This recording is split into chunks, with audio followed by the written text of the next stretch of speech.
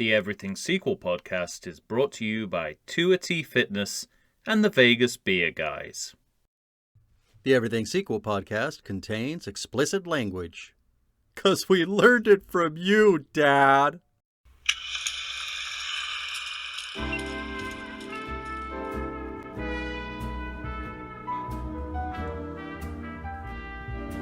Hello and welcome to the Everything Sequel podcast. This is the Two Jakes edition.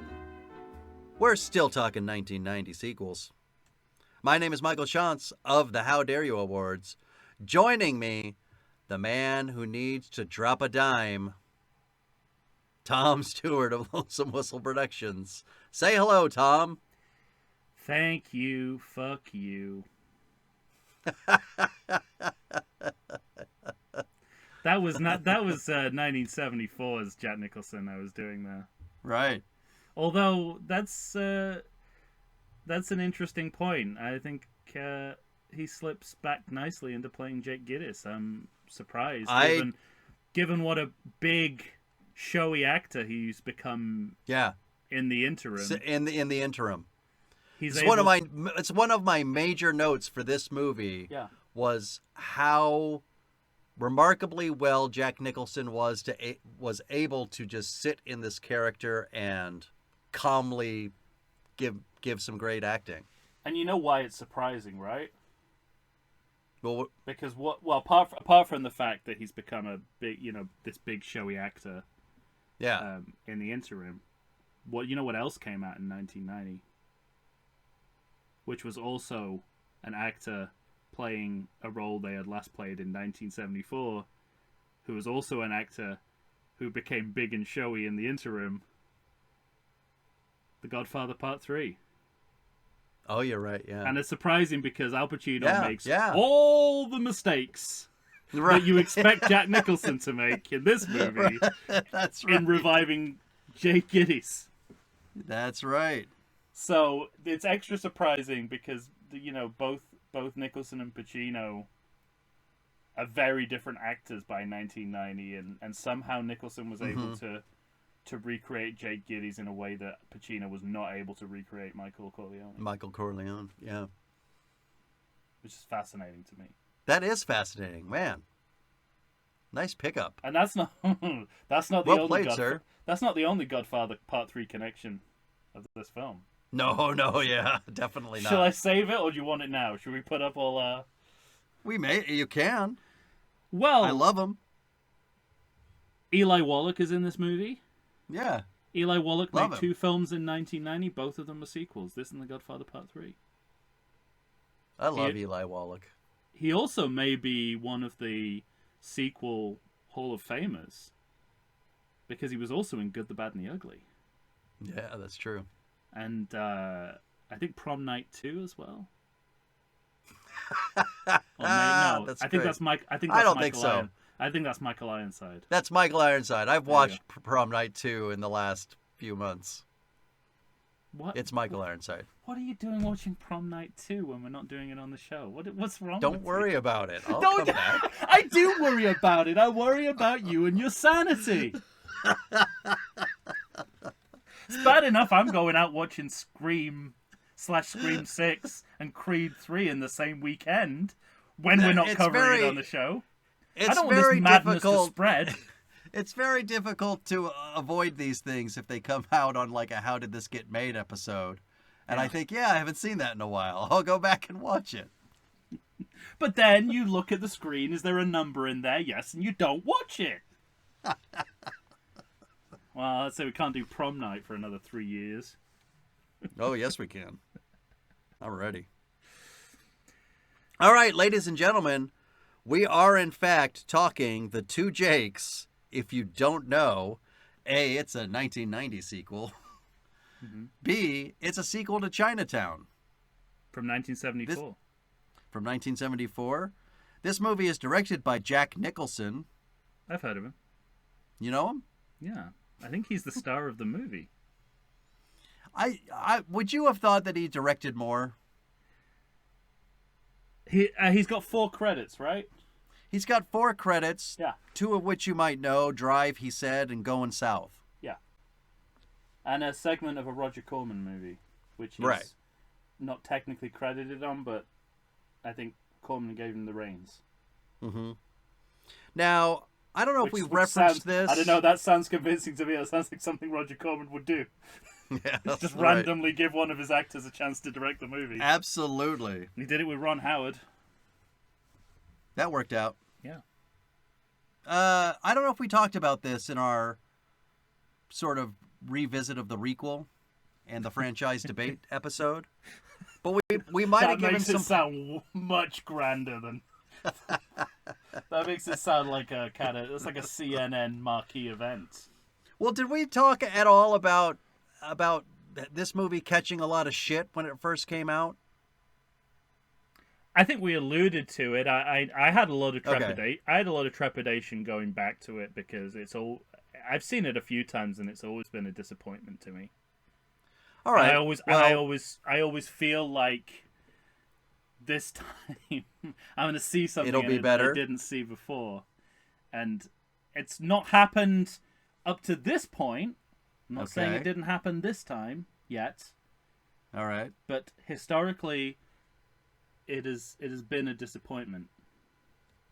Well, the money for this movie bears that out. Budget of $19 million, opening weekend 3.7 in the USA and the world $10 million. But on Rotten Tomatoes, 68% Okay. of critics like this movie. And that's a pretty big number for a movie that I remember as being panned. Do you think that's retrospective? Good I mean, question. I always don't know. feel with early '90s movies we didn't know what we had. That's true. We're Maybe. starting to realize, at least in terms of storytelling, what we had. Yeah. Like this is There certainly is a narrative that the Two Jakes doesn't live up to Chinatown, sure. but that's yeah, exactly. Sure. No, it kind of it makes a rod for its own back, I think, because it is desperate to be seen as a sequel to Chinatown rather than a new case for Jake Gillis. Yeah. It sort of makes that call early. It could have gone two ways, right? This could just be a totally different... Just could just be a new totally case. different thing. Like, the Right. detective character can be the continuity, but early on in this But movie... this it movie makes the does call. make a choice to connect. Yeah. one And to the so other. that invites comparison, which this movie is never going to favor this movie. Right. Having said that, I remember seeing this movie when it came out. I was working at a movie theater when this movie came out. I thought it was... I remember just sort of dismissing it at the time. Yeah, I've always dismissed it. And like you said, being disappointed. Less so on this watch. Yeah, much less so. To let the cat out of the bag. This is a... Cat's Well, out maybe of, we should save that cat's part out of the of- conversation, to, but... to borrow a phrase from an earlier film noir, the cat's out of the river and out of the bag. There you go. Because I don't know why, but I was sort of reveling in this film Mm-hmm. for a lot of different reasons. Not to say I don't have issues with it. Sure, yeah. I think it's fundamentally flawed, but Do you mean by... Well, is the fundamental nature of that the choice they make to connect it so directly to Chinatown, or is it something else? yeah, not so much that. I think they just overcompensate when it comes to that. So I think they don't realize that they're making a sequel to Chinatown anyway, and there's a lot of they're so desperate to find ways to link it to the original movie that they go way overboard, and they like there's just one there's one storyline you just need to follow in Right. order for this to continue on from Chinatown, and there's about 3 or 4 different ones that they introduce, which we don't need. So that's the fundamental flaw of it. Some of the execution is not great, but so You mean much... in his directing? I'm ambivalent about that. I think he has strengths and weaknesses as a director in this movie. Mm-hmm. I think photographically, excellent, this movie. Yeah. I thought the same thing. I don't think he's a great visual storyteller. I think he gets in his own way. Not that, but I think he... Yeah. It's clear that he understands what a movie is. Some of the location photography in this movie is stunning. Yeah, right. Yeah. He understands light, he understands color, and I think that's really difficult to do with the LA noir, because as I'm watching this, I'm like, reminding me when you do a noir that's set in LA, basically it's like a daytime film in a traditionally nighttime genre. Yeah. You've got to reconcile that contradiction, and pictorially, beautifully done. I mean, some of the shots and some of the tableaus in this movie are out of this world. But I feel like when it comes to visual storytelling, he gets in his own way, and it just becomes confusing. He makes a lot of choices that that seem to only make sense in his mind as a director, and it doesn't translate to the audience, I think, sometimes. But given that he's not a very experienced director, I think it's very impressive. Can you think of a specific example of that? Yes. I don't understand the rationale of hiding the faces of different women in this film. I understand why he's doing That's one of my notes. I understand why he's doing it with Kitty, because of course, that you have to That's a reveal. You have to suspend disbelief that Jake doesn't recognize that she's Catherine earlier in the movie, but Wyatt does it with his girlfriend until we see her.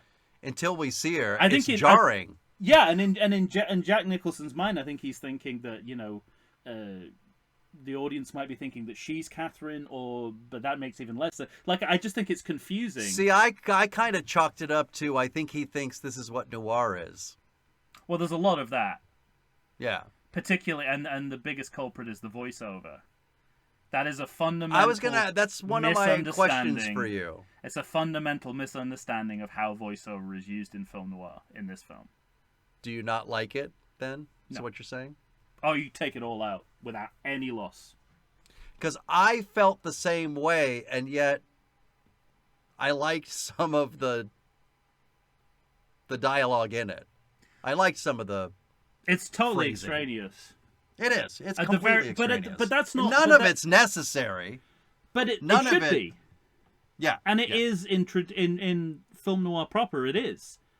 Mm-hmm. It's a misremembering of how it's like they're felt very Blade Runner. Right. Exactly. And the same problem in Blade Runner. They remember that they think that it's a device. It's a convention for atmosphere. Right. For extra color. And to get the sort of feel of the hard-boiled language. Mm-hmm. And originally, noir did not use it for that purpose. It was simply a storytelling device, and only ever used in flashback. By the way, only ever used to give you narrative information, because Hollywood in that era, that's all you did. There was no information on screen that wasn't narratively relevant. Yes, right. And all this voiceover is needless, either reiteration or information that we can pick up visually, more than clear in what we see on screen. No, absolutely. I mean, as if like you want to know Jake's inner thoughts and feelings. You see it in his performance. Yeah, right. It's all there. That's so true. I don't know if it's an insecurity thing, but it can. I don't know. That's that. I think he thinks it belongs there. Yeah, and exactly. like I said, knowing that it's completely unnecessary. Yeah. There's still lots of stuff I like. I like the writing, I guess. I wish there was another way to bring it in, but I like him talking about. It's very soft boiled. Yeah. It's not even like soft boiled. It's not even soft boiled. It's like undercooked. The It's three it's things a raw I egg. can't remember what the three things were. I missed one of them, but you can follow your hunch, and you'll get hurt. You can follow the money, and that'll find then you'll find the truth. Yeah. I kind of like that. Those And then flourishes in the writing. And then the other, the other redundancy of it is, it usually accompanies an establishing shot of the scene, and then Jake will get out of a car, and then he'll have a conversation to explain with the person he's seeing to explain where he is, where he goes over exactly the same information. So it's redundant on a number of levels, and it didn't. There's that one when he talks. It didn't belong in the original Chinatown, and it doesn't belong here. Yeah. Okay. You're right. But. And there's something interesting about this movie. Like, I don't know how much you or the listeners know about the production circumstances of the original Chinatown, but it's well known. Okay. It's well known that Robert Towne wrote a screenplay that Polanski ripped to shreds. Mm-hmm. And here, Robert Towne is once again writing the screenplay. And I think he thinks it's a bit of a do-over. It's a chance to sort of make Chinatown without the interference from Polanski. Mm-hmm. And I see a number of areas where in Chinatown Polanski would have intervened and it would have been better for the movie. you could be right about that. I also know... Well, I think you and I talked about this off mic, about this was a planned trilogy. Yes, that's right. We talked about it on mic as well. Oh, did we? On and with mic. Okay. But the troubled nature of this particular movie bagged that forever. But I like that idea of revisiting this character. Yes. Water, oil, smog, or freeways for the third one. Oh, I see, yeah. As a framing device, Yeah. And each one would be about 11 years apart. I mean, we just talked about this with Three Men and a Little Lady. Yeah. It's a great inroad for a sequel to wait a few years. Yeah. You got a kid, you know, 3 Men and a Baby, a little lady, a bride. That was a plan that didn't happen, so now it's a single sequel. But that's the same idea here. There's a correlation. There's a correlation, and this sequel is picking up on something that we've talked about that sequels don't often do, but we've seen it a lot recently with the Omen films, and then Three Men and a Little Lady. They're using the passage of time to tell a different story, to show how things have changed. And in this one, it's not necessarily character based. Jake Gittes hasn't really changed as a character. Weirdly, war doesn't seem to have affected him. But the times that he's in have changed significantly, and there's a lot in this movie, a lot of really interesting stuff, especially if you're an American historian, as I am, about the suburban housing projects of the post-war period. Yeah. The discriminatory housing policies within that. The transformation of land into suburbs. Mm-hmm. They get a lot of mileage out of that in this film, of just where they choose to place it historically. Like, sure, right? Because you're going back to exactly the same places that were in Chinatown, but they look different. But they look different because the city has changed. Yeah. And there's a new land scam, right? The land scam. Right. Exactly. Yes. Exactly. In the first one is water. In this one, it's housing and oil. Amazing. Well, the oil feels a bit tacked on. That's one of your problems? I felt like they could have got more mileage out of somebody as great as Richard Farnsworth. For sure, yes. Yeah. Well, and again, I feel this is one... I think they're trying to stick so closely to the blueprint of Chinatown sometimes that they miss a lot of opportunities to develop beyond that. Mm-hmm. And the Richard Farnsworth scene is so clearly supposed to be like another Noah Cross. Yeah. Type, a surrogate for Noah Cross, that we lose what Farnsworth might have brought to it that could have been different and interesting. Mm-hmm. Now, at the top of this movie, what do you make of this because we recently on the Patreon have done 2 Psycho films, Yeah. and we have this pan out on the eye of a camera Oh, sure. Well, firstly, over credits. I thought you were going to mention the Paramount logo, which is That's true. Yes. also sepia here, Mm-hmm. which is sort of like a halfway house from the original Chinatown, where they just put up the original 30s Paramount logo. Yeah. But for this one, it's kind of an accommodation of what the new Paramount logo is, with some sepia put on it. With some, effect. yeah. That's So, I mean, it's starting with Nicholson moving behind the camera. Yeah, right. It's clear, the shift from the star to actor director is made clear in this image. It's like now Nicholson's behind the camera. He's not just in front of it. And it's funny you say that, because it's only occurring to me now.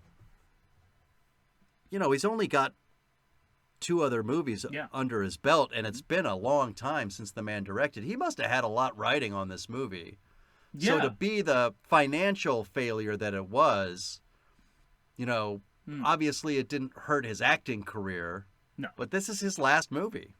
And I wonder if it was, this movie had some troubles with the shooting and with its producer, and, there was a lot of shit going on behind the scenes. So I wonder if it's that, or was he in the penalty box as a director after this movie? Especially like having come off one of the biggest roles ever in the previous year. Yeah. Which we'll talk about at some point soon. Yeah, we'll talk about before the end of this movie. There's a little Batman reunion in here. That's true. Yeah, I think it's definitely making that point that he's the director now. Mm-hmm. And then this is where I thought Robert Towns saw this as a do-over. Same opening scene as Chinatown. Same exact setup. Yeah. I have the same note. So it's a reenactment of Chinatown as well as a sequel to it, I think. And then, most obviously in this opening scene, the Two Jakes opens with 2 Jakes talking about being 2 Jakes. Exactly. I know. I wrote it down too. I said, man, this movie didn't take long. There's the title in the movie, and then there's this. Yeah. And there's doing it 3 times in succession. And then it's something that happened in this opening scene, or not in the opening scene, but in the opening few scenes, that reminded me that this was a much more conventional screenplay than the one for Chinatown. Yeah. Yeah, I thought the same thing. It's like we have a shooting very early on in the movie, and it feels like a producer's note. It's like, let's have an exciting incident on page 3. Right. And I haven't watched Chinatown in a while, but I suspect if you were to compare them, that exciting incident's probably on page 10 or something, because it's made it's made by a European. Right. So I felt like there was a lot of action up front. And this absolutely. And like throughout, this feels more like an action movie than Chinatown. It's definitely picked up on some of that, in the way that we've seen like Superman riffing off the disaster movies of the time. Mm-hmm. I feel like this riffs off some of the action movies of this period. Yeah, that makes sense. We have at least 2 explosions. Yes, we got more than one. And we also have Harvey Keitel. Yeah. Who the studio tried to bag. Oh. They did not want him in this movie. It's a very inauspicious opening for him. It is. And it's only after a certain period of time you realize that that's deliberate, that's part of the storyline, that he's playing a part. Yeah. In these scenes. I mean, that but that can't have helped. If the studio's already... if the studios are trying to get rid of him, they saw the rushes for these opening scenes, they'd be like, oof. They should have shot the last scene first. This guy's forgotten how to act. Exactly. I was going to say, the final He's scene with fucking Keitel, bringing it in that scene. Well, that's the only reason why you would cast an actor this good to play this role. Oh It's my the only, God. It's the only time his acting chops carry. It is in the entire Harvey movie. Keitel show by then. Yeah. It's fucking great. But, I mean... And this is where I think, Nicholson as storyteller is a little bit lacking. But this is interesting to me, even just this. Sorry to interrupt, but No. it's interesting to me, the narrative, the characters talking to each other, this idea of him practicing walking in on his wife. Yeah, I just don't think it establishes this is actually exactly what I was going to say. I don't think this opening scene establishes the stakes and the situation particularly well, both visually and verbally.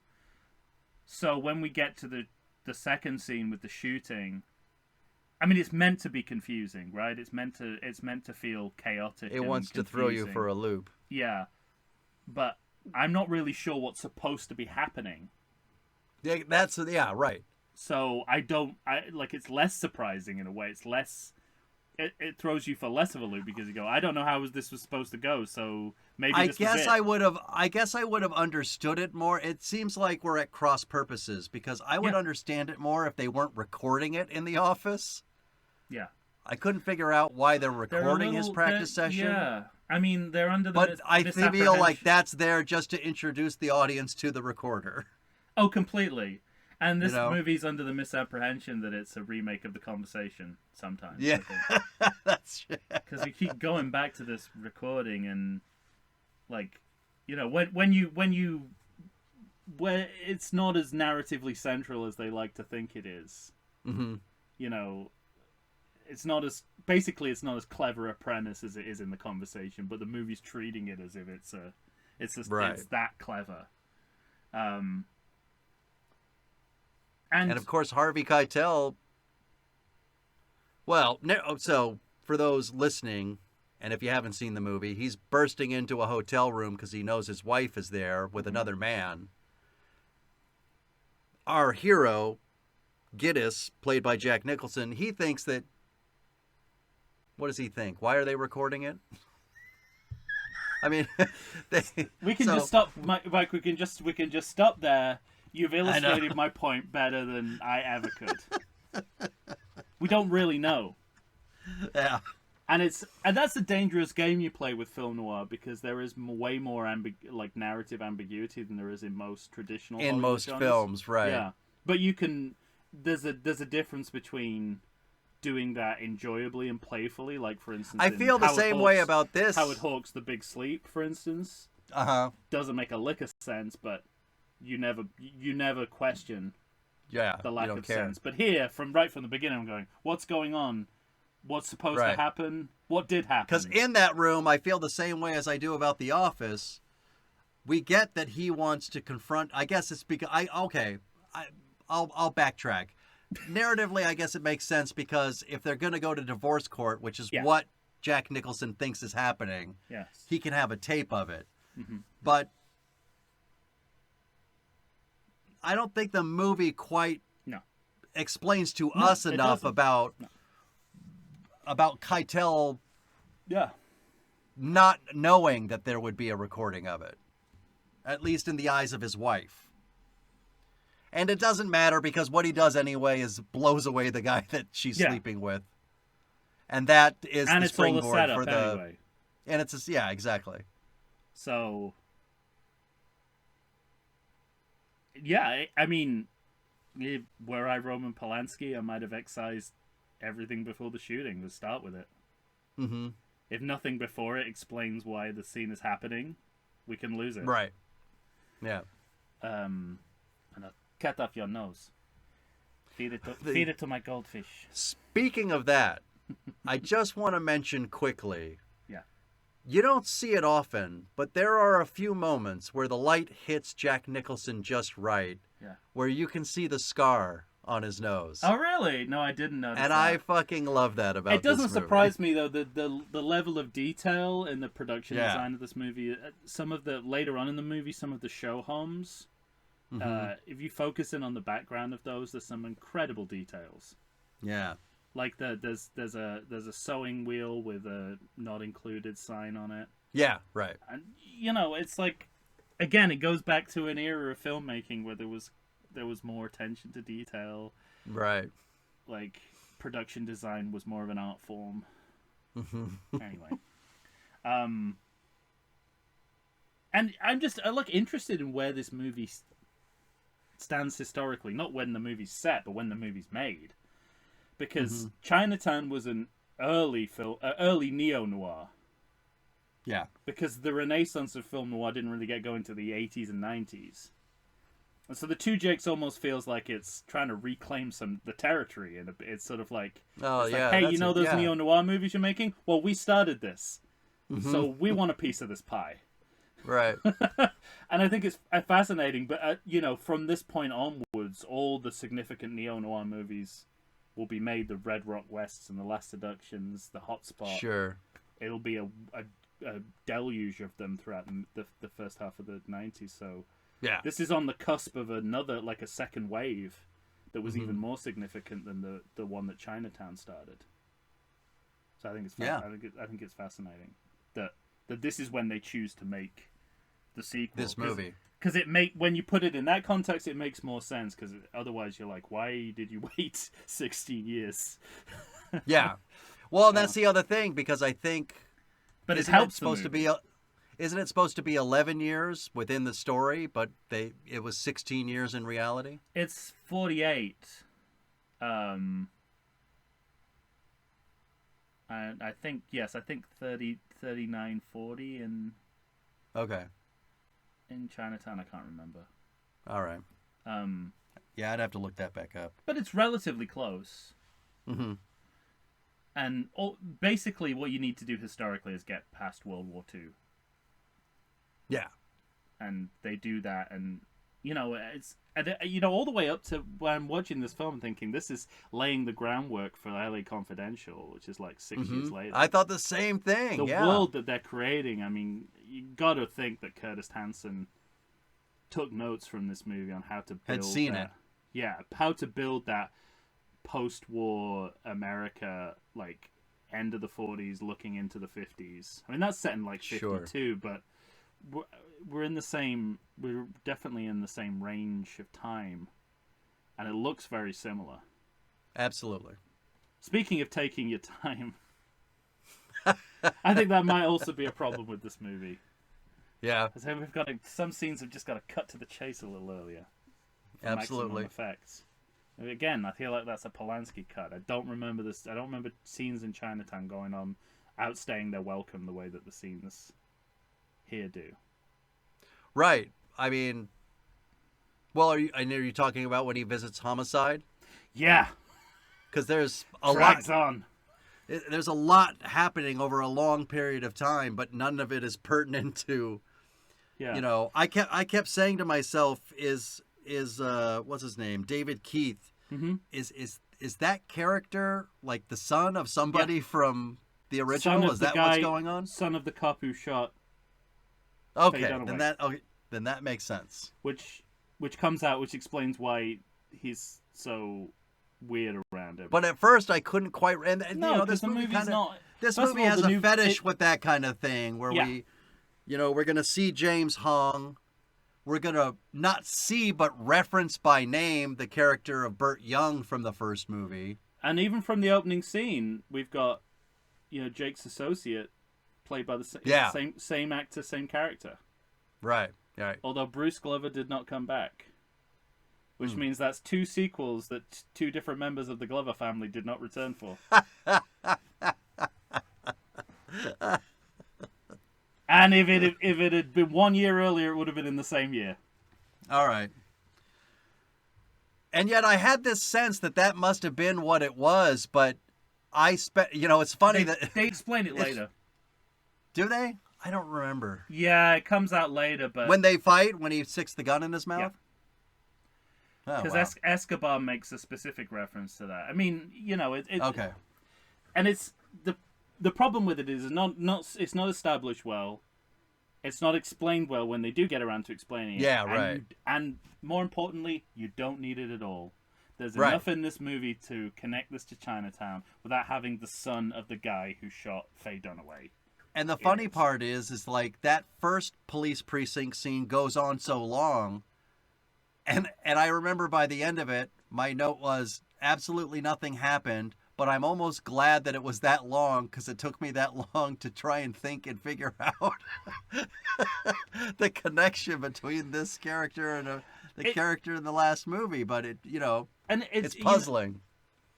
They feel like they have to bring certain characters back without really knowing why they're doing it. Why and yeah, right. Like Lou, when Lou Escobar is introduced and he's got the war wound, I'm thinking, okay, this is an interesting return to this character. He'll have a new dimension now, and that doesn't go anywhere. Not really. Yeah. No. And he's a referee for some points between Jack Nicholson. It does seem at times he's a referee, but then at other as the movie goes on, he feels like more of a direct antagonist. They also don't do anything with James Hong, and he seems to be playing a different character from the one he plays in the Khan that he plays in Chinatown. Right. You also don't need the letter from Faye Dunaway that she could have never possibly written. Yeah, right. In the time frame of the original movie. She did not have time to stop and write a letter when all that shit was going down. So it's these weird... Because, spoiler alert, this movie's about Catherine Mulray. Yeah. Which makes total sense because she's introduced in the last minutes of Chinatown. So, of course, a sequel would pick up her story. Mm-hmm. And that's all you need. Yeah, right. You base your entire... But, they go to such lengths to involve Escobar, have the son of the guy who shot Faye Dunaway. They rope in the archive clerk from the original movie. And then you're just like, that's a huge coincidence that he is also involved in 2 generations of Mulray, right? Like detective stories. So it's stuff like that. But at this point, you're sort of blissfully unaware. Yeah, this is anything but a new case, right? This is before we hear her name on the wire recording. And then we get the introduction of Madeleine Stowe. I was going to say, we're about to meet Madeleine Stowe. Why don't we take a break and come on back? Did you see that that show Revenge? ABC show? Yeah, maybe a few episodes. But there's also a Revenge with her and Kevin Costner and Anthony Quinn. Really? Around this time, a movie. Because she's in a TV series called Revenge. And all I remember about it is that she'd had so much Botox, she couldn't move her face. So you have no idea what she's thinking throughout the entirety of the series. Her face is completely paralyzed. Anyway. Well, I feel like she might be feeling too much in this movie. But we'll get back to that. Right after this. Deep study.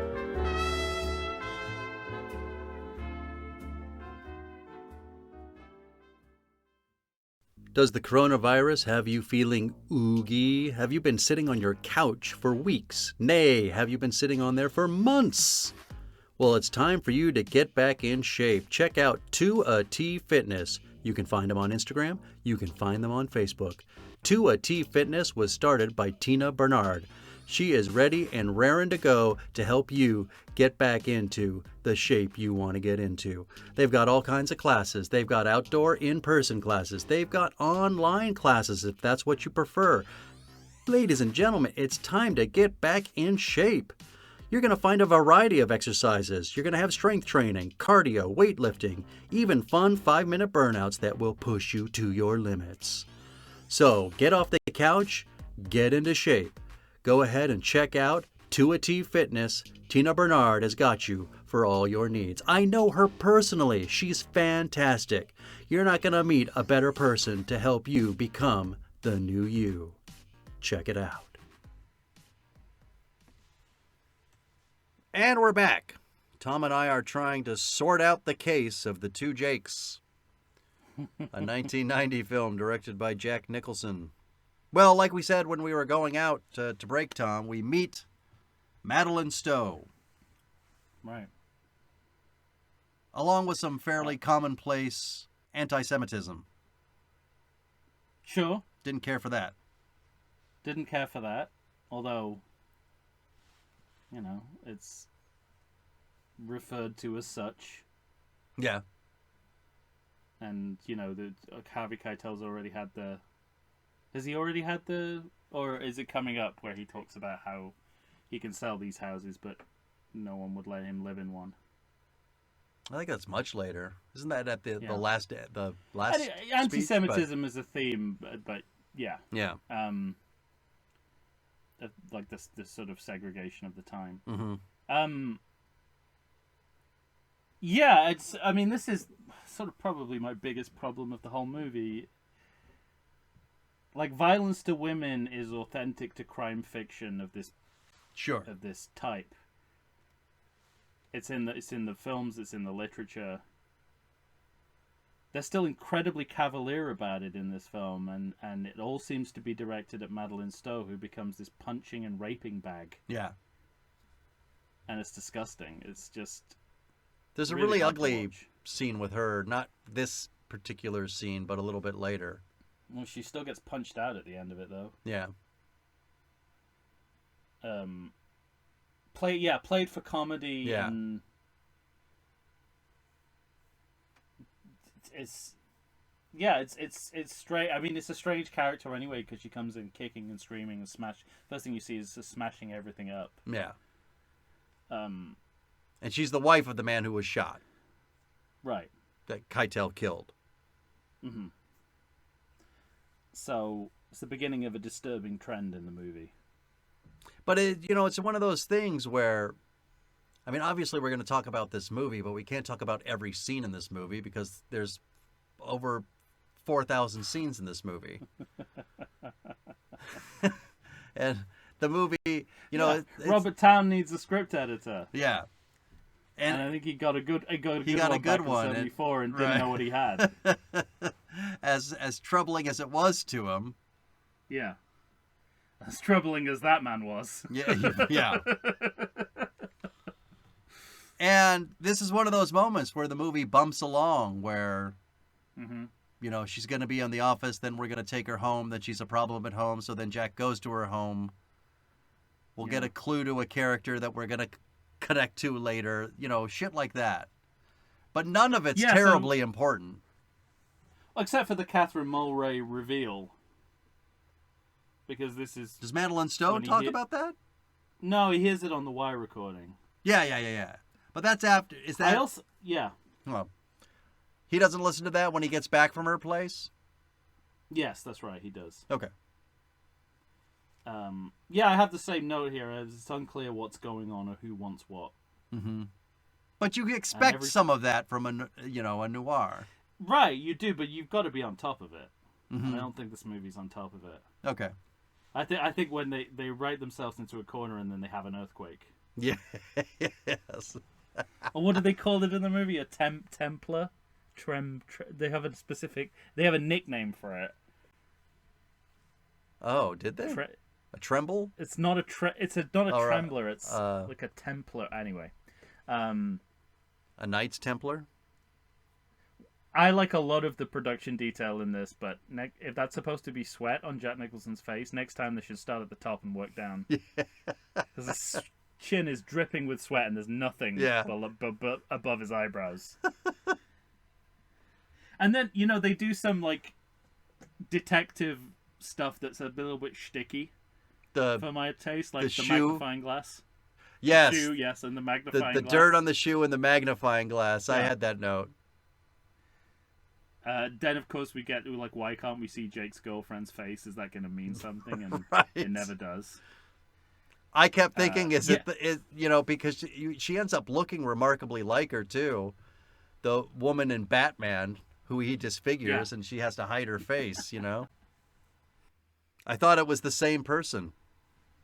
Yeah, and you're right, Jack Nicholson seems fixated as a director on loose change and shoes. Mm-hmm.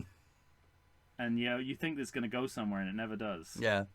They're just aesthetic choices. Well, it's funny, because, it's like what he finds interesting visually. What he finds interesting, because we start this movie, we start after the credits, we get the view of his shoe, obscuring Harvey Keitel, and it seems to be that you're saying something about the man. Mm-hmm. That he's, but it also gives the wrong impression of him because he's not as laid back, or as, I don't know if you could consider it unprofessional. You know, he is really good at his job. Yeah. And so that fixation on the shoes, one of my notes was, are we saying something about the man? I can't remember if that's the Gittes I know. Is this who he's become? Right. And then later I just conclude, okay, so that's just a thing he likes, shoes. So yeah, absolutely. Yeah, it's all aesthetic. There's nothing, it's just aesthetic. It's all, what do you call it? Kitsch. Mm-hmm. Now the moments in these movies that I do like are, I like there's some time right after this where he goes to see Keitel at that model home. Yeah. And he's basically just telling him, you're going to tell me this, or I'm going to prove you murdered your wife. Mm-hmm. And those are the moments in a noir that I like. Yeah. Because there feels like there's some danger, but... This is where he's driving through the locations from Chinatown. The first movie, yeah. And then finds Keitel in the middle of basically the orange groves. Yeah, exactly. Because now they're track homes. Or they will be. He's building, and Keitel's building. So it's kind of interesting because you've by this point you've heard Catherine Mulray, but you don't know whether that is a red herring. Mm-hmm. Exactly. So and they keep you on that hook for a while, where you don't realize for obviously a long time that she's going to be as prominent as she is. And in these Keitel scenes, you sort of suspect that the connection might be thematic, that it might just be what is now being done with the land that we saw in the original movie. Because you have the recap footage of him. Mm-hmm. Yeah, right. Getting shot at and... Getting shot. Is that before or after the explosion? Before the Right explosion. before, yeah. And it's both. We see it before, and then as it's exploding, it becomes we see more. Like a flashback. And then we have a little conversation about discriminatory housing policies in post-war America, and which are the same as they are now, incidentally. And then the Joker and Bob reunite. Yes. After last year's Batman. Yes, These two spent a lot of time together. Right? In the years 1980 and 1989 and 1990. Well, and I figured he must have had a good time with him on Batman. Tracy Walter, is that his name? Yeah, Tracy Walter. Mm-hmm. Tracy Walter. So I figured they must have had a grand time on Batman because he brought him right back for this. Yeah. You know? It's also interesting that, there's the Prince connect. We just did Graffiti Bridge, and there's the Prince connection to Batman. There's Nicholson's connection to Batman, but there's also Nicholson's connection to Prince, because they're both directors with only a handful of film credits. Yeah, you're right. Who are known for doing something else, and they were both involved in Batman. And then 1990 never ceases to surprise, Tom. Yeah, and 1990 they're both actor-directors in movies. In their movies. Yeah. It never ceases to surprise now. What is also a surprise to me that no one's cottoned onto the business side of this. They seem to be making LaCroix under the ground. Oh, yeah. It's like sparkling water, like carbonated water. Yeah. I'm so surprised no one's just like, well, why don't we just sell it? Call it LaCroix. But the water's back on the table, right? Thematically. Yes. I don't know if you saw The Offer, the miniseries about the making of The Godfather. I haven't watched it yet. It's not great, but there's a one scene with Robert Evans, that's a great performance. The guy who plays Robert Evans. Matthew Marsden, I think is his name. No, not Matthew Marsden. He's from Rocky. He's from Rambo.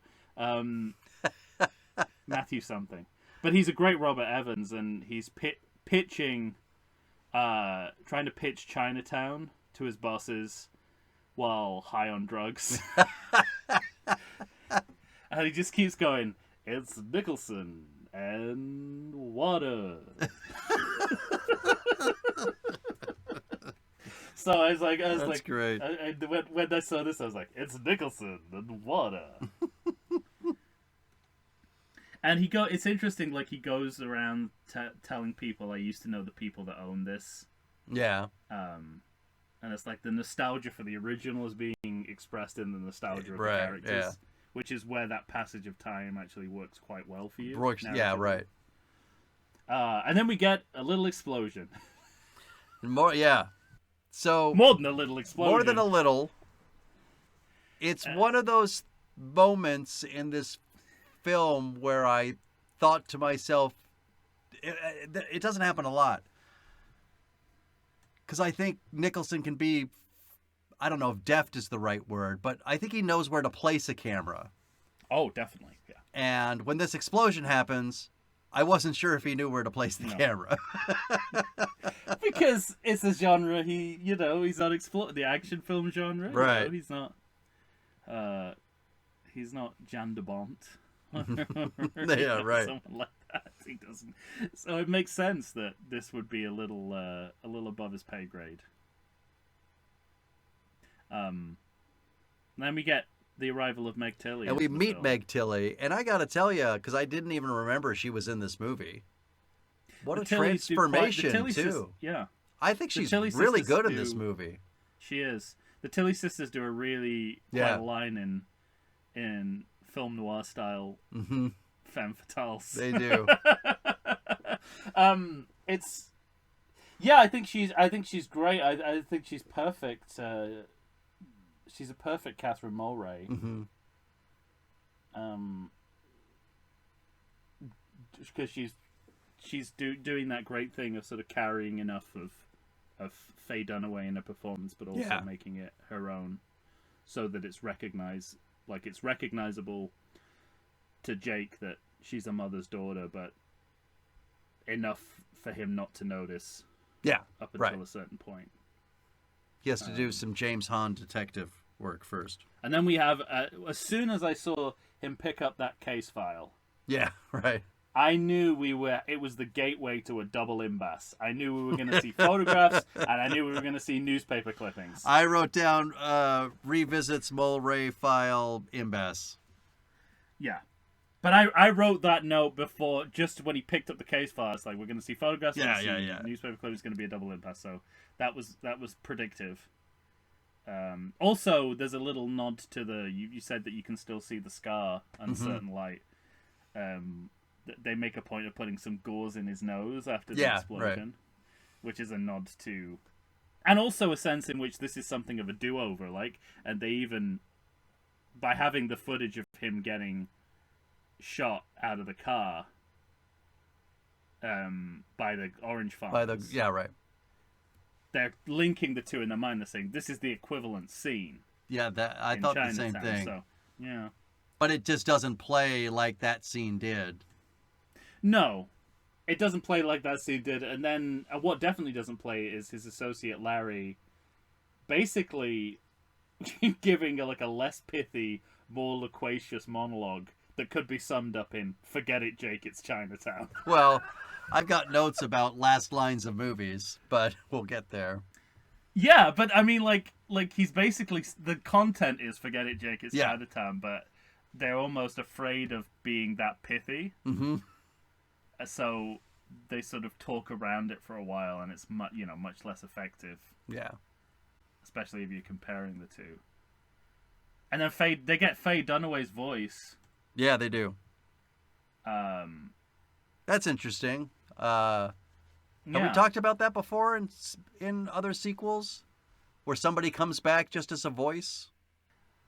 Well, it fits with this because they're dead or they're gone or whatever. I mean, yeah, I don't know if we've seen it before. It fits with this movie where there's an extensive amount of voiceover. I don't know if we've seen that before. We're gonna get it soon. I'm thinking of a movie we've series we started watching but have yet to record or cover. Okay. Where it happens. So it probably is there probably is an imbas in there, yeah. And then we meet In Mickey amongst- Nice, right? Ruben Blades. Yeah. I know it's Blades. He calls himself Blades. I'm choosing to call him what he calls himself. Sorry, just a little disclaimer there for the people who are going to get offended by me saying Blades. There you go. Yeah, back when Hollywood didn't distinguish between Latins. Yes. So, when he says, one Latin's as good as another. well, and also there's this moment where he says, "Why don't you be a mensch?" I thought, wait, what's happening here? He's hanging around with a Jewish guy. Yeah, Like- yeah. Is it supposed to be ambiguous ethnicity? Is he doing a? I don't know. I I thought, are they trying to make him Jewish? I thought he was supposed to be Italian American. That's what I thought. But then he said mensch. So he Ruben carries Blades. him. He seems to be presenting as Italian most of the time. But he says the mensch thing to Jack Nicholson, who I don't know to be Jewish. But right. But I guess because he's a connected to counterpart Harvey of- Keitel, who Yeah, is exactly, supposed to yeah. be Jewish. So I chalked it up to that. But it all made for weird stuff.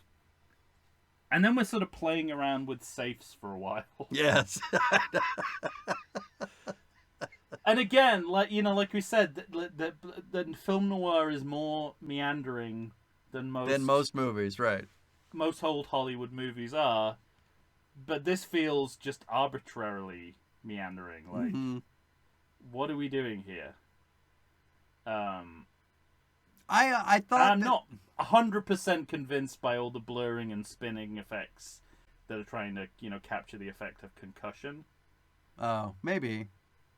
I mean, I wasn't 100% on that, but There were some flourishes, though, throughout Yeah. this scene. There's a moment where Ruben Blades... I like this moment where he sort of, the camera is panning up. No, the camera is down, facing down. Ruben Blades throws a shelf down that comes down into focus into the camera. yeah. And from below it, you hear Jack Nicholson go, bump and ah! Yeah. But there's a mirror on top of the shelf, so you also Yes. get Blades' face looking back up at. Yeah. There's a lot of I like I that. mean, obviously a movie called The Two Jakes. There's going to be a lot of duality, and we notice this. That was one of the things that sequels do. Sometimes they have this kind of dualism Sure. because it's like the there are two movies. And here, there's a lot of characters being reflected in mirrors. Two different versions of the same person. Mm-hmm. Both Catherine and her alter ego.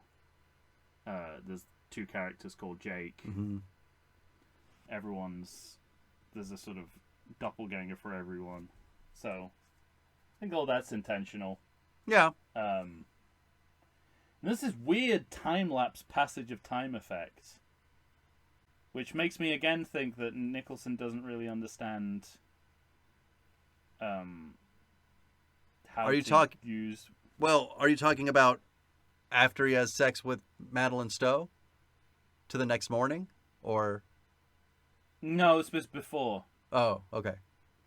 This is the sort of before the first, third or fourth time we've heard the recording. The recording? Okay.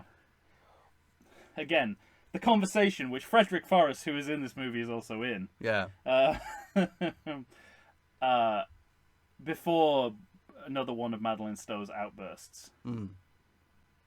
which of course lends to more violent sexual abuse. Yeah.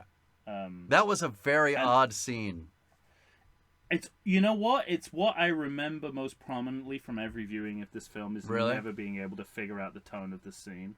Oh. It's like they're trying to be erotic and comedic at the same time. There's Yeah. an underlying sadomasochism to everything, Yeah.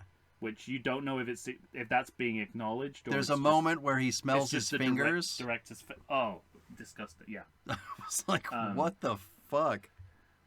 and I don't like it reads unsexy to me, but I'm not sure the film thinks the same. Like I don't know if the film is trying to make it unsexy. Yeah. Also, I mean, so here's the interesting thing. Like we've mentioned before, that Nicholson's really good in stepping back into the shoes of Jake Gittes and not letting what has happened to him as an actor since color how he plays the character. But physically, he's changed a lot. Yeah, that's true. Yeah. And it's like in his mind it's 1974 because he's playing Jake Gittes. Right. But sometimes he just looks off the pace Mm-hmm. and a little ungainly, whereas back in 74 it would be like smooth movement. Mm-hmm. And he wouldn't look out of step with the pace of the scene. But there's some moments in here, and this is one of them, where you're feeling his age, his bumbling, his new physicality. Yeah, it's just a little bit ungainly. Yeah. And this scene, and that just adds to the discomfort of this scene. Yeah. I think. But he still has that restraint, right? It's like that's in the thing. The following it. But here's the thing that I wrestled with that particular scene was because one of the things I really enjoyed watching in Nicholson's performance was, and he kind of references it. I think this character takes pride in how good he is at his job. Mm-hmm. And it's referenced several times in the movies. The best there is. Yeah, I'm best in the business. Yeah. And he's also, he seems to be in love with his woman and he wants to get married, but through one misunderstanding or one mistake after another, he's not going home like he should because he's on the case. And then he does this terrible thing, which seems to be out of whack with the honesty with which he seems to purport for the rest of his job. That didn't jive for me too well, and it made me.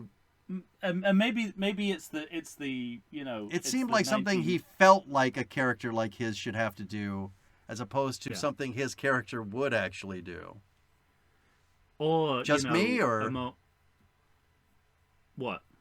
I mean, did you have any sense of that as well, or? I 100% agree. Okay. And I'd add to that by saying that I think it's also a moment where the sort of Nicholson persona kind of... Yeah, right.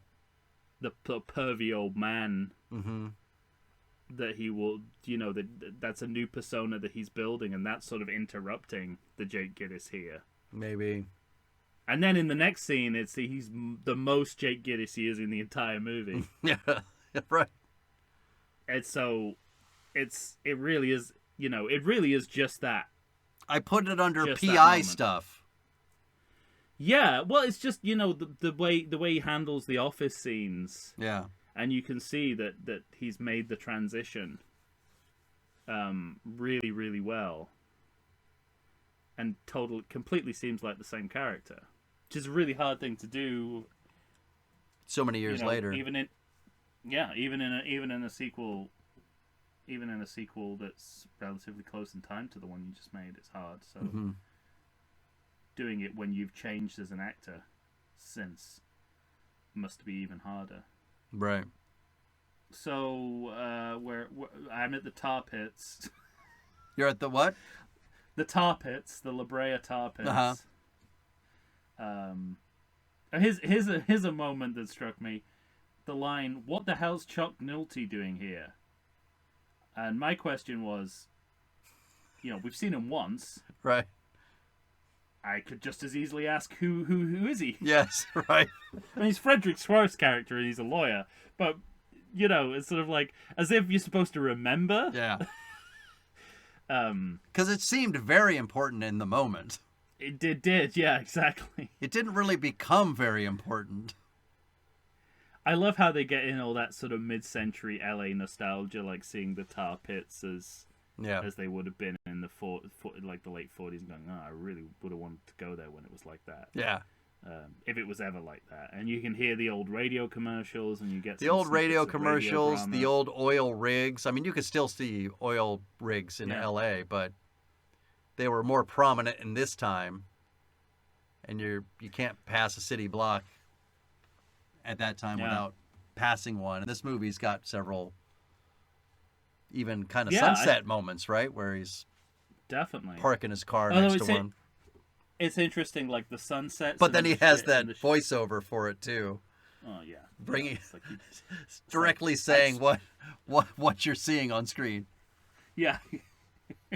The sunsets and the blinds, Yeah, and then the calligraphy of the opening titles. It's interesting because at the time they were doing all that to make it seem like the late 1940s, but when I look at it now, it's so much just like fixed in the 1990s, right. early 1990s, like that kind of fat lettering, Yeah, like the sunsets, the blinds. It's like that's what I associate with movies of this period, but their aim is to associate it with movies of an earlier of period, an earlier time, right? Was post-war America so segregated that even in salons they had rooms for blondes and redheads separately? I don't know. And just one person per room? How many rooms do they have? Yeah, it's like, what's the business model here, guys? Wait, is that scene? But is that scene after he meets Raleigh? After he meets Farnsworth? The hair? No. Before. Okay. He sees him through binoculars, and then there's other stuff, and then it goes back to then he meets him later on, and in between we get the Angora. Yeah, that's clue, right. Oh, you're right. Yeah. which makes me think of Ed Wood and how important Angora is as a substance in that movie. But too. when he sees Meg Tilly, yeah, he has not yet figured it out. No. Right. No. Okay. and that's why they put it. Presumably why they put her there, because she's got the face mask on and her hair is being recolored. Yeah. But we also get he kind of has the same scene with her that he has with her husband in Keitel. Yeah. In the sense of, you're going to do this or I'm going to prove this. With her, he makes a deal. You're going to tell me what I want to know if I prove that your husband did do it on purpose. Yes. Yeah. Yeah, we could get by with one of those scenes. Right. Yeah. And maybe this movie would make it under 2 hours. Yeah. Because this movie feels at least 20 to 25 minutes too long. Oh, at least, yeah. Yeah. And then this is where they go back to the archive guy. They give him a different ailment. It's not acne this time. It's his jaws are wired. Jaw. Yeah. And I would have loved it if it just left it at that. I like the idea that whenever he goes to the archive, it's the same guy, and each time he has a different physical problem. But they're working like that's enough. That's kind of your fan service, right? But then they have to sort of link it back into the storyline, and he's involved in this implausibly, as he was involved in the original film in the 30s, tangentially as well. Right. So they work too hard to make him count, because it's enough, this idea that, like, because I like the idea that Jake doesn't notice. It's You're the same right. guy. You're right. There's It so would have much been time great has if it passed. was just unexplained. Yeah. It's sort of because I then it's like world building as opposed to trying to wrap everything up. Yeah. Into the same plot. I don't want to Grant-splain, but the photograph they have of her with Cary Grant, that's 50s, maybe 60s Cary Grant. That man did not look like that in 1948. That's an older Cary Grant than 1948. And this is here where we get, Farnsworth. And whip stocking. I love the smell of sulfur. Yeah. And this scene must have taken a long time to film, because the sun goes down between the shot and the reverse shots. Yeah. At one point, they cut back to Farnsworth, and it's night. And I'm like, "Whoa, what's this? What's going on?" And it reminded me of Ed Wood, and he's making Plan 9 from Outer Space, and the religious guys are saying, "Do you know anything about filmmaking? It was daytime when he arrived, and now it's night." So that's a little mark against Jack Nicholson. In general, he's not very good at visual time, like passage of time and things like that. He's a little bit ropey on that. Right. And you know what? Like, Farnsworth's dialogue is interesting in terms of this being a sequel, because everything he's saying shows that it's like history repeating itself. Yeah, exactly. He's the robber baron Yeah, but it's of oil that the water guys Yeah. were. but it's a different scam. Yeah. So it's interesting. I mean, that's what sequels are very much. Is like they're do-overs, but also like do-overs that change some element. Mm-hmm. Should we talk about the Green Parrot? Both the club and the parrot. If you like. I was going to talk about the club. Okay. I thought. So there's a couple of moments in this movie where I thought that yeah, they're definitely more on the progressive side than the original Chinatown was. Mm-hmm. There's a lot of racism in the original Chinatown. Yeah. And they answer a lot of that in the scene with James Hong, where he and Jake are sort of communicating as equals. Yes. And all the sort of Asian characters in the original Chinatown are seen as subservient. So, yeah, right. Or caricatured, and here even though he's nothing like the Khan that we met in Right, Chinatown, yes. that's kind of a good thing because they give James Hong like a real person to fill out. Yeah. But it's not the same person. I mean, that's the problem Mm-hmm. there. And there's a similar thing going on here where, not that I remember much homophobia from the original film, but this feels like it's just kind of trying to normalize gay bars. Yeah, to an extent. I mean, by the time the cops show up, it just feels like it was all for a button about what he's Yeah. could well, it's be weird. There's a arrested button at the for. beginning. It can't be a button at the beginning, but there's like there's like a mildly homophobic bit at the beginning where the hat check girl calls him honey, and Yeah. he takes offense. And then when he gets into the bar, he looks absolutely fine and comfortable. Yeah, that's right. And you're just sort of like, oh, that's great. Like especially like movies, like old film noir movies, they used to really demonize gay people. So for a scene like this to be in a noir movie, it's a good thing. It's a progressive thing. Mm-hmm. But you're right. Then it goes out on the button. Yeah. And then which is repeated in the courtroom Right. scene. And then we have a parrot making stereotypical gay noises. Gay noises. Well, and we've got So it's a mixed bag. it's a mixed bag. It's a mixed bag, and then on top of that, this can be fun and good or detrimental, I think, to a noir, where a detective noir, where it always feels like the detective is in just above water above his head, like just Yeah. always kind of almost drowning, but always seems to find a way out of it. Yeah. But with Nicholson's performance, the one thing I always wonder about is he never seems worried. No. Well, that was his. I mean, if you go back to the original Chinatown, that was his twist. Like, that was kind of what Nicholson and the character brought to the archetype. Because one of the best scenes in that movie is like telling a racist and sexist joke with Faye Dunaway. Like, he has no idea Faye Dunaway is behind him. Yeah, And, right, his right. associates keep trying to tell him, and he's so oblivious. He has to get through the joke. Yeah. And I think that's part of his character, is that he's somewhat oblivious to the trouble surrounding him.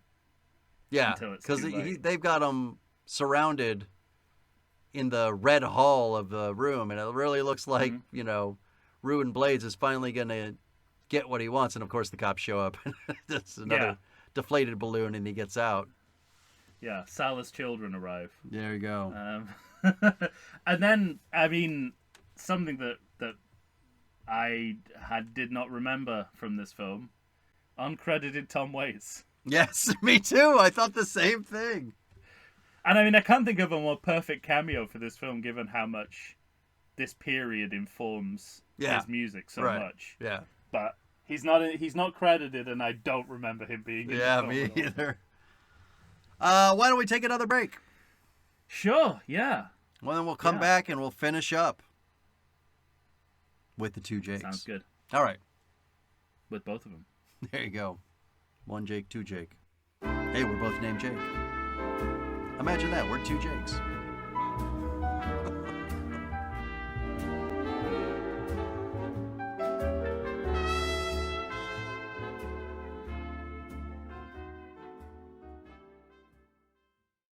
I like to think I know something about beer, but nowadays even I get overwhelmed when confronted by the exhaustive selection of craft beers they have at bars, breweries, and even grocery stores. Back in the day you had one, maybe two craft beers to choose from, and if you were confused, you ordered a Guinness. But in beerstinations like San Diego, the craft beer options lately are in double, sometimes even triple digits. So what's a beer drinker to do? You need what I need, the Vegas Beer Guys. Your beer of choice should be a perfect blend of malt and hops. And so a live show about beer needs that same balance. And the Vegas Beer Guys matches beer expert Dan Aker with self-proclaimed beer novice Stephen J. Weiss. The results are eminently drinkable. They're on Facebook, they're on Instagram. They'll try new beers, they'll tell you about beer. Think of them as your beer Sherpas guiding you up a foamy-headed mountain to reach the peak of your pint. God, I need a beer.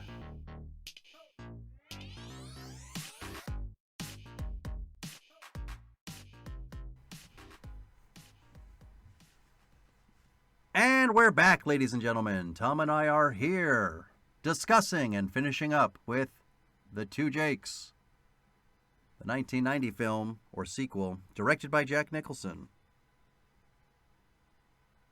All right. Where were we? The cops came and saved his ass, right? They saved his ass, and then he gets into a fight with the detective. Oh, who's yeah. the son of the guy who shot. So that's the thing, is Hayden. that particular scene escalated to such a level Yeah. that I don't know that the movie earned it, you know? Yeah, this movie's full of those, like these big melodramatic action moments Yeah. that sort of come out of left field Mm-hmm. and string the movie together. The one thing I did like was, and I just forgot his name. What's the detective, the guy in charge, the captain? Lou Escobar. Escobar. Mm-hmm. What I did like is Escobar acted completely responsibly in the moment.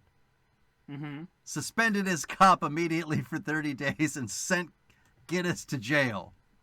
Yeah. You know? Mm-hmm. I like that. I was like, okay, well, Some good police work. yeah, at least we've got happening what should be happening.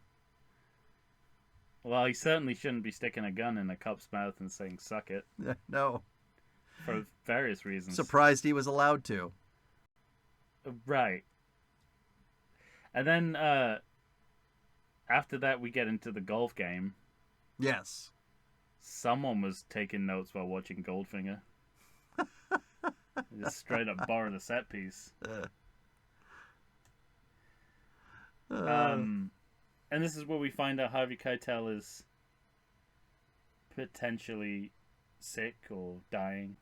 We do, but I also because he fails to complete his one-legged golfer routine. right, yeah, exactly. Which is a strange way for that information to come out. To come out. And I also thought, in a noir kind of way, because there's earlier on, his partner says, "Come on, you're a 7 handicap. You got a good life. What do you got to do this for? Go back to this with this case again." And he says, "I'm a 6 handicap." But he tells Keitel he was like an 8 or a 9. I thought golf was going to do something for him. You know? There's a lot of golf up top. And I thought it was going to help him win, get some information or something that he wanted to get from Keitel or something. But also the way that instead he just got threatened. You're right. But in the opening scene when he talks about golf, it sounds like he's bullshitting to try and get out of the meeting. Yeah. Like, I had no sense that he was actually going to play golf after that. Mm-hmm. But I guess the movie's telling us that he does, and he is a member of the country club. Yes, right. Because it just sounds like bullshit. Maybe it's just the Nicholson thing of most of what comes out of his mouth sounds like bullshit, but Yeah. Yeah, it's interesting. And he steals his medical record from Mm-hmm. a house that is rich enough to have a TV set in 1948. Right. So we get to see a little bit of TV, which is not technically an anachronism, but home sets were still rare. And then Jake's girlfriend catches him with Kitty. Kitty Berman, who is revealed to be Catherine Mulray, mid-scene. And so... And her showing up. So we know why they're being cagey about Meg Tilly, but we don't know why they were being cagey about his girlfriend. Yeah. It's a good scene. It is. Yeah. I like the way, I like how he just sort of breaks down. I like how and I like his framing of it, and I like that he just lets it sit and lets us get to watch him. Yeah. And then after that we get a mandatory early 90s courtroom scene. You really couldn't make a Hollywood movie without going there at some point. Absolutely. And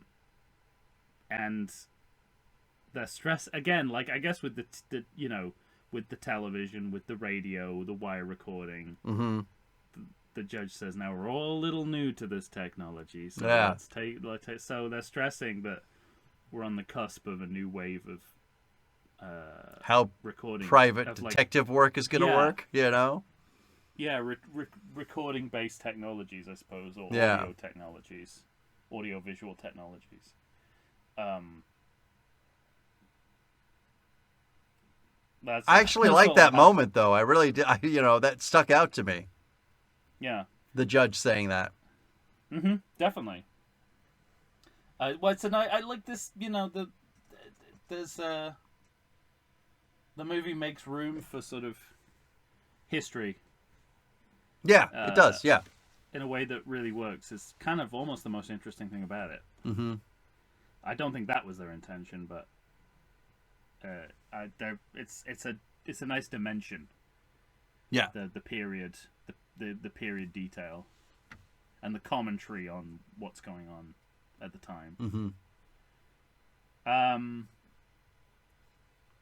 And after that, we get the Keitel scene, which is the only reason we need someone of his gravitas playing this role. Otherwise, it's a pretty basic kind of part for someone like Keitel to play. Right. But, I kept asking myself throughout the movie why Keitel was in it. Yeah, right.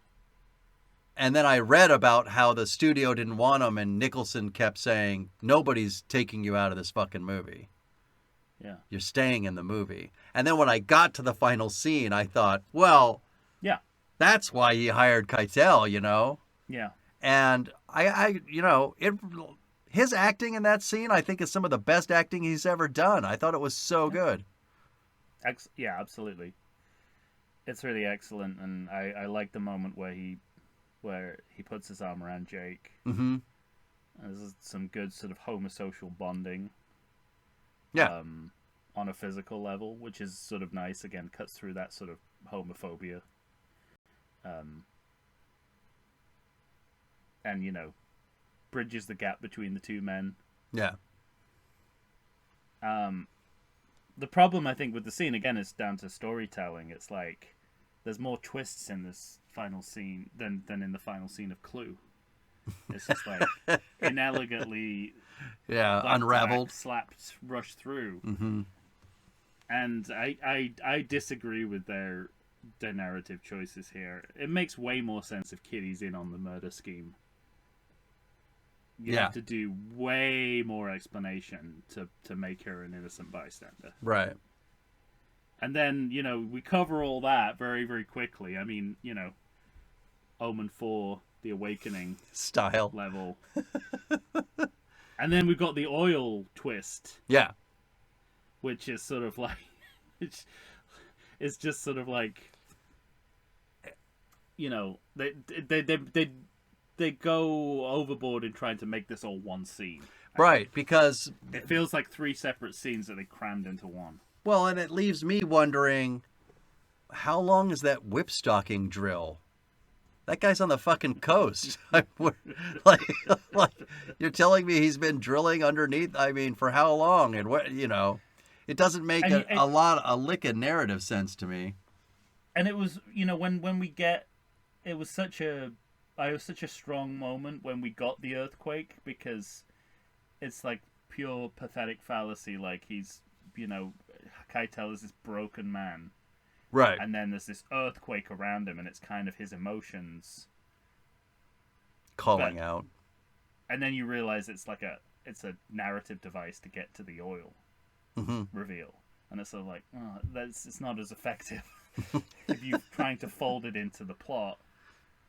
Like it works just as a, you know, like a piece of emotional storytelling. Yeah. And it leads. But we're already. I mean, and it leads to another explosion. Because it leads, it leads to another explosion, and we're already at 2 hours and 15 minutes, and we got 4 minutes left. So we, like, it's like Nicholson thought, all right, we really got it. Let's go. Come on. Yeah, come on, really. come on. I mean, absolutely. It feels like the end of Clue. It's like high speeds. How many reveals can we cram into this one scene? And then we get, after Keitel blows himself up. Yeah. It's Catherine and Jake again. And again, you get that slightly uncomfortable feeling that the two of them are going to get it on. Right. You kind of feel like... And you feel like the movie might... Jack Nicholson's character and Jack Nicholson, the actor's persona, are fighting each other in that moment. Yeah, exactly. You know? And it's a tightrope, because you're like... Yeah. I feel like this is going to happen, and I don't know if the movie is going to stop it. Yeah, exactly. But they do. So... But they do, because obviously, there's so many reasons why these two shouldn't be getting together. Right. He dated her mother, the age difference, etc.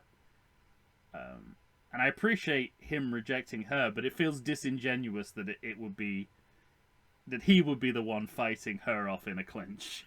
Right. That does seem like an Asian man's fantasy of how that scene would go down. Mm-hmm. I think it would be more like him stepping towards her and she'd say, "Don't even think about it." Yes, right. Dated my mother, you sicko. Asshole. And then I don't really know what they're going for with this final moment. Line? I feel like I know what it's alluding to, but I don't understand what it's trying to say.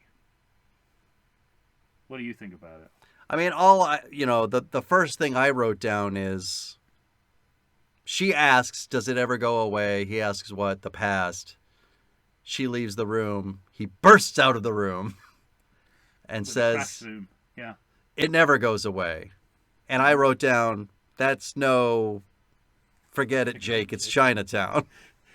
He should have said, forget it, Catherine, it's the La Brea tar pit. Yeah, right. Well, I think they're going for something like the end of the Maltese Falcon. With the Humphrey Bogart coming out onto, like, with the holding the Falcon and coming out, and there's like a staircase shop, and it's very wistful and melancholy and full of regret. But it's funny because it's also, maybe because it's the end of the film, but aside from that slap down of the sort of shelf and this upward looking shot through the bars of Jack Nicholson, there aren't a lot of flourishes directorially. Right. It's all pretty yeoman-like work. So it's interesting that he ends the movie on it. Like, I don't know, a nice signature, like Jack Nicholson. Yeah, I think I think that's as good an explanation as to why it's shot that way. Yeah. And I think they're probably haunted by the memory of having one of the best last lines in cinema. In cinema, yeah, for sure. And just sort of writing around that and sort of trying to make the last moment big without the line itself being anything to write home about. Yeah, that's the thing, is they seem to be trying to make the moment bigger than it is. Yeah. I think. Right. Yeah. And I suppose you got to also think about, if they were doing it thinking that it would be another film in this trilogy, maybe this is just the end of a chapter. Yeah, that's true. You're right. But I wonder if they knew by that point that it wasn't going to be a possibility. I don't think. I'm not sure. No, I'm not sure either. I assume they didn't know until box office reports came back. Yeah. Let me open this paper, see what's in here today about my movie. How many people went and saw the movie? Oh. Well, that's horseshit. Can't eat the Venetian blinds, Curly. I only had them installed on Wednesday. That's always the way I get into Nicholson. There you go. Also, Chinatown has one of the great opening lines in. Gotta find a hook. Never mind that. What a great opening line that is. That's it. I'm done. Yeah. Amazingly. I feel like as we've been talking about this movie, we've been talking about the myriad of problems that crop up in the movie. But for me, I still want to reiterate, this is it's a pretty easy watch. Yeah. It can be frustrating at times. It's too long, but it's, I guess in my head, I was coming in thinking that this was supposed to be a real mess of a movie, and it's not that. No. Yeah. No, I agree. I think it's an enjoyable viewing experience. The best one I've had with this movie, I think. It just isn't Chinatown. But forget it, Jake. It's not Chinatown. Yeah, exactly. That's what they should have called this movie. Forget it, Jake. It's not Chinatown. Also, did you notice at the very beginning? I don't know why I'm going all the way back to the beginning of the movie. They put the two Jakes, the title, in scare quotes. Yeah. Were they confused that you'd think it was a way of crediting two people? It seems like that's what they wanted to do. Yeah. Exactly. We've got two Jakes in this movie. Yeah. Yeah, it's and I really wasn't looking forward to it because, like, Graffiti Bridge is exactly 90 minutes and this is over 2 hours. Yeah, right, exactly. Yeah. And previous, I had previous viewings where I didn't really get on with it. But once I settled in, it's like once I settled into it, it was a very enjoyable viewing experience. Yeah, for me too. And I'm willing to give it the benefit of the doubt. Well, credit check? Yeah. Special Effects Unlimited. Now, this is a company I imagine got a lot of new work. Sure.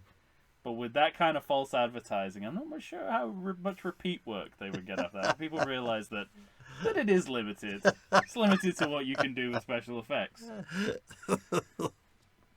But the opposite problem is music editing by Segway Music. You can't just name your company after the product you provide. What's your USP, guys? It's like, yeah, that's what you do. Music editing is making Segway music. I can't name the company after that. Period golf balls supplied by. Oh my goodness, I did not see that credit. That's fantastic. Now this is a new category, a subcategory within the credit check that I want to introduce because we've seen two of them. You sound like Stephen. You sounded like Stephen Colbert now. I did. Sub-segment of his regular segments. I'm gonna call it a unicredit. All right. Like the kind of the Google whack of credits. Like the only one of them ever exist. Because we had in Three Men and a Little Lady, we had Mr. Danson's old vicar makeup bar, Right, yeah. which is even more of a uni credit than this. But I don't think you're going to find period golf balls supplied by ever again in the movie. What's also remarkable about this credit is that 2 people are credited. So they clearly didn't get enough balls from one source. Maybe they work together.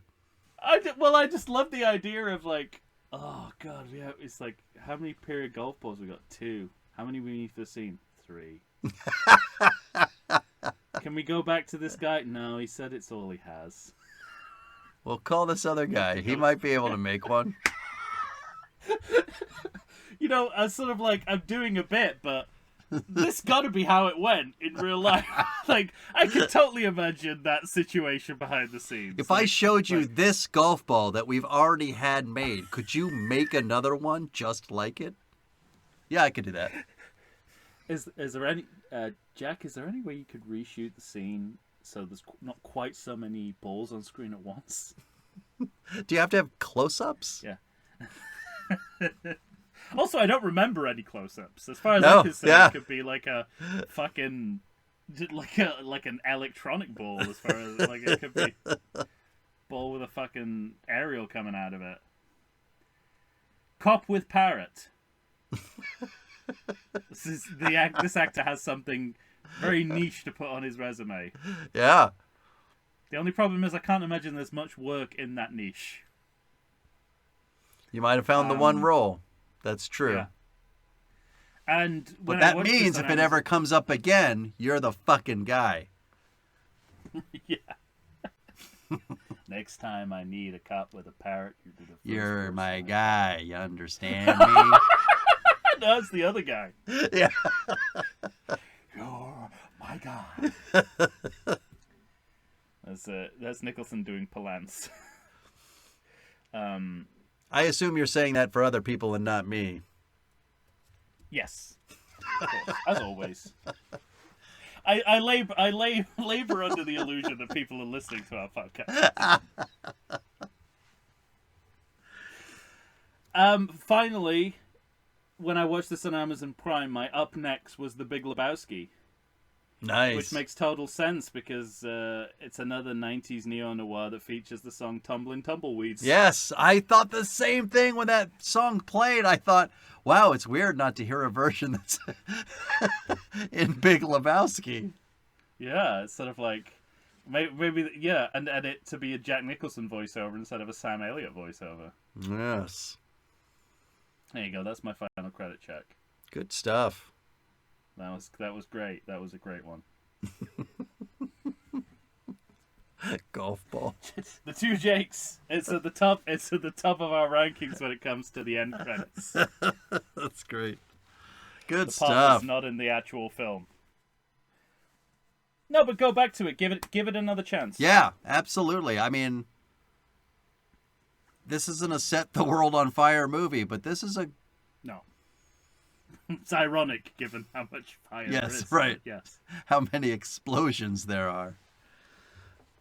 But it's I think there's a narrative out about this movie that kind of I think the narrative about this movie is more akin to Godfather 3, a movie from the same year. Well, certainly when it comes to lead performances. Yeah. And it's funny because It's also arguably a better Eli Wallach performance in this. yeah. But it's funny because If that's for your all thing. the shit that Godfather 3 got, it still made a I ton of know. money, nominated for Best Picture, all the nominations came in, and it just wasn't there for this movie. I don't know. That's Yeah. kind of an interesting thought to me. This movie feels and like I- it's relegated to the forgotten pile. I wonder if you kind of look through the prism of what Nicholson went on to do next, and there's so few kind of restrained performances in the movies that he is like About Schmidt is the one that stands out to me as where he's it's a full on character performance with nuance and restraint. And this is one of those. So if you used to Big Jack, right? Yes, coming in and dive bombing your movie, like the devil and The Departed, the devil and Witches of Eastwick. Yeah, kind of a performance. It's a reminder of his range, I think. Absolutely. And the fact that he pulls it off after just a year after playing the Joker while directing himself is pretty remarkable. Yeah, agree. And you're going to have to tell us what you think about all of this, ladies and gentlemen. Watch The Two Jakes and tell us your feelings and your thoughts. Find us on Facebook. It's on Amazon Prime as of this recording. I watched it on Paramount Plus. Yeah, I've never regretted saying that. But it's available as of the time. That never backfires. Me that saying never that counts against us. All right. Find us on Facebook, Instagram, or Twitter. Send us an email to everythingsequel@gmail.com. For Tom Stewart of Lonesome Whistle Productions, Michael Shantz here of the How Dare You Awards. When you hear us next time, we're going to be talking about... Why are you I laughing? don't know. It just kind of struck me as funny. It's time. Is this the first cartoon we've ever done? Oh. Yeah, I think so. Right? I think it is too. Sorry, animated film. We're going down under. It's The Rescuers Down Under coming up next. Stay tuned for that. Say goodbye to everybody, Tom. I knew a whore once. For the right amount of money, she'd piss in a guy's face, but she wouldn't shit on his chest. See, that's where she drew the line. Once or twice in this movie, there's dialogue that matches the original Chinatown. It's in the zone. And that's one of those instances. Yeah. All right. On that note, so long, everyone.